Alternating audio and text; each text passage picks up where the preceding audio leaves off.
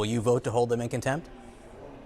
Absolutely. Absolutely. Why would they not be? What do they have to hide? I don't think so. You know, here's the deal, John. It's very, very clear. Why the hell would Hunter and Jim create 20 shell companies to be legal?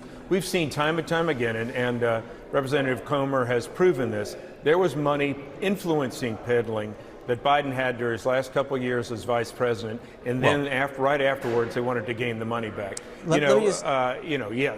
Could I just ask you? Go You ahead. say yes, absolutely.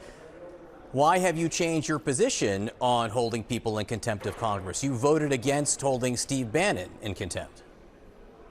Well, I think it's a little bit different when you have the President of the United States. We have somebody who's not an elected official. You have the President of the United States was selling his influence. His son was no, but I selling don't his understand. influence. We're talking about There's the a little people you're bit higher, talking. different standards, John, when you have somebody who's in elected office versus somebody who's not in elected office. Steve Bannon He's wasn't in the elected President of the United office. States. He was the Vice President of the United States. Who are you saying? Who are you saying was in an elected office here when you're talking about holding people in contempt of Congress for being non-responsive? Well, tell me what office Steve Bannon was in. Well, tell me what office Hunter Biden was in.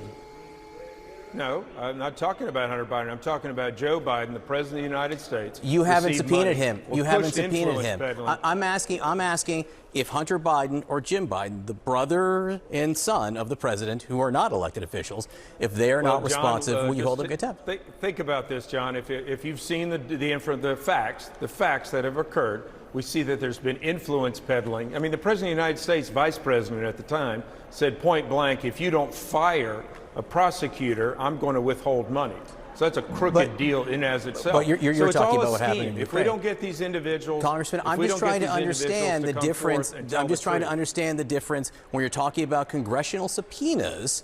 You voted against holding Steve Bannon in contempt of Congress when he didn't appear before the January 6th committee, which was a committee, but was elected for by Steve Bannon Congress. Related to the President of the United States? No, he he was. wasn't. He was a former employee of President Donald Trump, and the other people who you did not vote to hold in contempt literally worked for the former President Donald Trump.